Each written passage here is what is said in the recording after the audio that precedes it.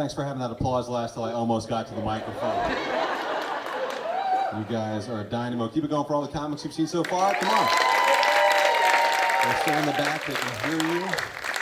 They yearn for your approval. Nice to be here. I kind of a weird day today. I was talking to a woman in my neighborhood, and I was admiring her necklace. And she said, "Thank you. It's my mother." And apparently the bauble at the end of the chain was a tiny urn. What are you supposed to say to that? It looks like she's lost weight. Best I could come up with. A friend of mine asked me one of these questions the other day that hinge on $1 million. If you could ask one of these, like, which one of your limbs would you cut off for $1 million? A friend of mine asked me, which one of my senses would I give up for $1 million? I said, decency. Then I pulled down my pants and said, pay up. So what can I tell you guys about myself? I have 3 DVRs filled with episodes of Hoarders. I think that's a bad sign. Had a pretty rough childhood. My mom skipped town 6 months before I was born. So I had to grow up somewhere else. When I was a kid, all the other children would laugh at me, and I swore one day I'd make them all pay to laugh at me. $20 online, 25 at the door.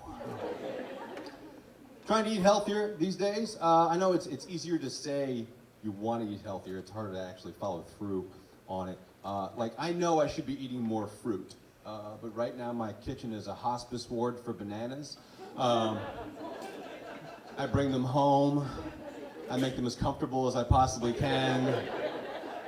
And then I visit them periodically as they slowly wither and die. It's just tough to get over certain long-held beliefs about food. Like, to me, salsa never goes bad. It just gets chunkier. All right. I had a realization about my eating habits, an epiphany. I was at a restaurant. I was at a pizza place, and I just finished off a nice basket of garlic bread as an appetizer.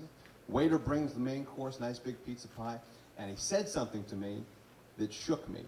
And I know that's not what he meant, but he said, "Do you have everything you need to keep eating?" Not enjoy your meal, not can I get you anything else. Do you have everything you need to keep eating? Which to me, you might as well have followed up with, do you have everything you need to keep eating, you ravenous hobgoblin? Do you have everything you need to keep eating until there's nothing left and the countryside quakes in fear, you inhuman consumption engine? So I had to come to realize that I'm more carbs now than man, twisted and evil. Got to cut down on the fast food. I know, it's bad for you. Should have realized how bad it was when I opened up my Happy Meal and the prize inside was an angioplasty balloon. Did you guys hear what McDonald's is doing now with their milkshakes? Triple thick. I don't know about you guys, but I like drinking my milkshakes without the fear of an aneurysm. My God, what happened to Jared? I don't know, his skull caved in. Oh, speaking of McDonald's, I'm actually glad you guys are here, because maybe you guys can help me out with something. I'm at the drive-thru at McDonald's. I know, stop bragging. But I'm at the window where you pick up your food, and on that window, there's a sticker, and that sticker says, "Braille menus available upon request." Who the hell is this sign for? Not the driver, right? You hope not. I know what you're saying. Jared, maybe you have a blind friend in your car, and it's for them. Well, how big a dick are you? You're not going to read the menu to your blind friend. Here's the other thing. Who needs to read the menu at a McDonald's? Are you looking for the specials? You need the sauce sommelier to help you with a nugget pairing? Come on, people. Nugget pairing is a funny phrase. You got to be careful now, too, because a lot of fast food joints are trying to trick you, trying to make themselves seem healthier than they actually are. Like Taco Bell, a little while back, they found a woman who went on a diet that consisted of nothing but Taco Bell drive-thru food. She claims she lost like 57 pounds. This is not news, people. I lose weight every time I eat Taco Bell. Pretty sure chalupa is Spanish for dysentery. I have to Google translate that. I don't know if you guys can tell because of the bright lights, because dark colors are very slimming, but I've not been eating enough Taco Bell food. Let me go ahead and spoil the illusion for everybody. Yeah, that's That's not rock hard abs, that's calcified fat, but thanks for noticing. I think my big goal this year, is I want to see a 1 in front of my weight. Not a good goal, see a 1 in front of your weight? But I got to ask myself the tough questions. Do I have what it takes? Do I have the drive? Do I have the commitment to make it to 1,000? I think I do. About a quarter of the way there. I think I can make it over the hump. Trying a new diet, trying the paleo diet. You guys know what the paleo diet is? It's where you only eat food that cavemen would have eaten back in prehistoric times. Here's the problem. I have no goddamn idea what cavemen would have eaten. They don't sell T-Rex at the Wegmans last time I checked. So I just ate an entire bottle of Flintstones chewables. I haven't lost any weight, but my urine looks like a Skittles commercial. That is amazing. Going to the gym. Go to a gym called Crunch, because that's the sound my body makes when I exercise. When you go to the gym, people will always give you different advice, different techniques to use while you're there. One thing I kept hearing was muscle confusion. You guys know what muscle confusion is? So every time you go to the gym, you do a separate set of exercises. So your muscles can't get used to what's going on. They're thereby confused. You get a better workout. Now I'm one step ahead of the game, because my muscles are confused just by going to the goddamn gym. Where are we?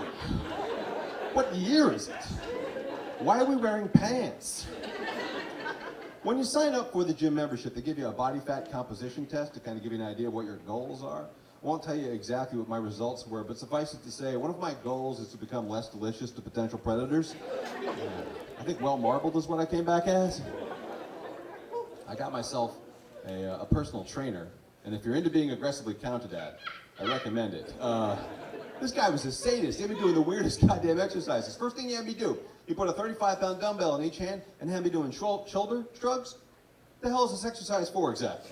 Like in case I'm unsure of something, I can express it with authority. I have no idea what's happening. I am jacked with uncertainty. And people ask you strange stuff when you're working out. Some guy came up to me at the gym and asked me if I was a water drinker. I dabble? Yeah. I also exchange oxygen for carbon dioxide. I have many hobbies. I always let my faucets run because I only drink free-range water. Yeah. The healthiest kind. I'm also looking into alternative methods of relaxation. What's the Asian thing with the needles? Heroin. Yeah. Which is better than acupuncture because the acupuncture doesn't matter quite as much. My wife's been trying to help me out with my fitness journey. She got herself a Fitbit. You guys know what the Fitbit is? You guys have Fitbit? Setting those arbitrary goals and reaching for the stars? Yeah. She wanted me to try on her Fitbit. Now here's the thing. I already know how many steps I'm not taking, okay? I don't need to be fit shamed by a robot. But I want to make her feel like she's helping me out, so I tried on the Fitbit. And it's an amazing device, isn't it? Here's what it did. It analyzed my level of physical fitness. Then it went online and called the paramedics, which I thought was super helpful. So I'm horribly out of shape, and I'm getting older. Don't let these boyish good looks fool you. I'm 45. I know, 45 is not old. You're only as old as you feel, right? The other day, the Fitbit told me I was 75. So I'm in a race against time, people. And like, here's the thing. Like, I'm 45, but in my head, I'm like 9 5-year-olds all chasing themselves around in a circle. Everyone thinks it's super cool to eat cake for breakfast. Horribly immature. To give you an idea how immature I am, I was at a buddy's wedding a couple years ago. The priest referred to God as master of the universe. In my head, his next line was, "By the power of Grayskull, I now pronounce you man and wife." 5 people know who He-Man is, and a piece of my soul dies. For those of you who did not get that reference, here's something else you might be able to sink your teeth into. My wife and I are renovating the kitchen in our house, and we ordered one of these giant apron farmhouse sinks for the kitchen, kind of thing you'd see on like HGTV, Fixer Upper, that sort of thing. Well, we ordered this thing online. Something got measured wrong. Sink was too big. Had to send it back. It's like a 150-pound sink. So I'm lugging this thing to the door of the UPS store. Here's what I say to the lady as I walk in. "Excuse me, ma'am, do you have a hand truck? I have an enormous package." And then I giggled my ass off for like 5 minutes. So that's where I'm at emotionally and maturity-wise, if you're looking for a baseline. So I'm constantly trying to recapture my youth, but my body can't keep up anymore. It's getting depressing. I was out with my nephew to go play laser tag, right? Laser tag. Who doesn't love laser tag? You run around, you shoot kids, it's awesome. We signed up for 3 rounds of laser tag. First round, I'm putting on the equipment. Kids are kicking my ass because they play Fortnite and I don't. But I'm breaking a sweat. I'm having a good time. Second round, I feel a little burning in the thighs. Third round, I thought I had polio, all right? It was awful. Just to give you an idea how out of shape I am, I got winded telling you that. So, I'm a giant tub of goo is what I'm trying to say. And it's tough to reconcile now, you know, because you go to the movies, all your action heroes now are old guys. Liam Neeson, Bruce Willis, Denzel Washington, they're all in their 60s. Harrison Ford is 79 years old.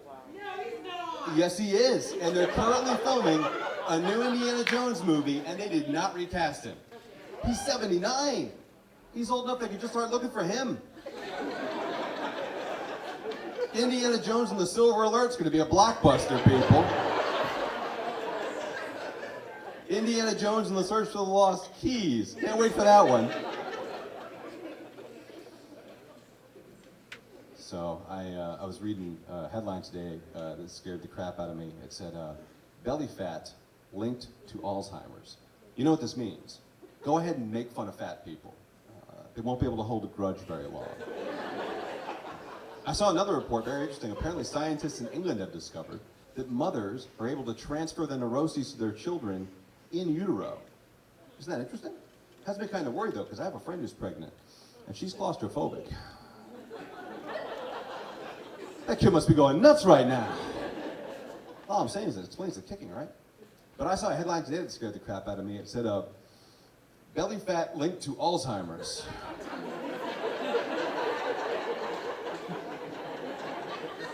All right, thanks for staying with me. I appreciate that. I love this job because I get to delve into different realms of the English language, using words like delve and realm. Like